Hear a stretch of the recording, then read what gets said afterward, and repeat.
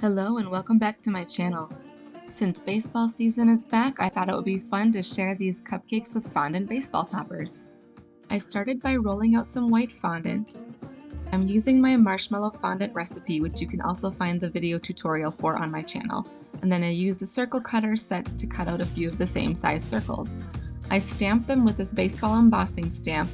Both the circle cutter and the embossing stamp are from my shop, and I'll link those in the description if you're interested. Dusting the stamp with a little bit of cornstarch before each use really helps it not to stick to the fondant.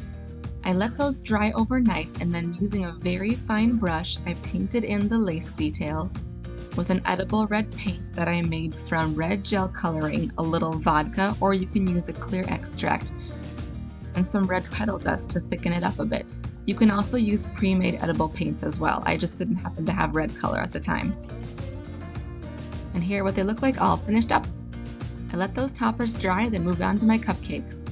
I'm going to be using a small open star tip. This tip isn't numbered because it's from a kit, but I would compare it to a size 18 or 21. Pipe a spiral border on a cupcake. Squeeze to anchor the buttercream right to the top of the cupcake, and then maintain medium, even pressure while spinning your cupcake and making spirals, overlapping each one on top of the other. That motion as you release and pull away.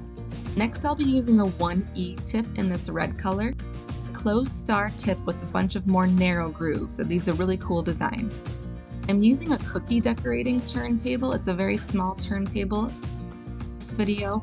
For cupcake designs that require me to spin the cupcake over and over in my hand, this actually works quite well. It makes it much more smooth. Piping the spiral border, and I've also demonstrated this on cakes before, if you need to take a break and adjust your grip or refill your piping bag, and on the motion where you're pulling the frosting in toward the center of the cupcake. Then you can pick up right on top where you left off.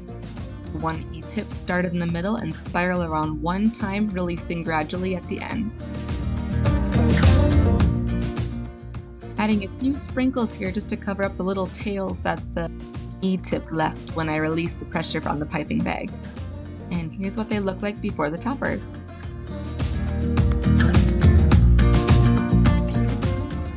Now that the toppers are dry, we'll add them to the cupcakes, give them a little press so they stay in place, and here's what they look like. Thanks so much for watching. Let me know what questions you have.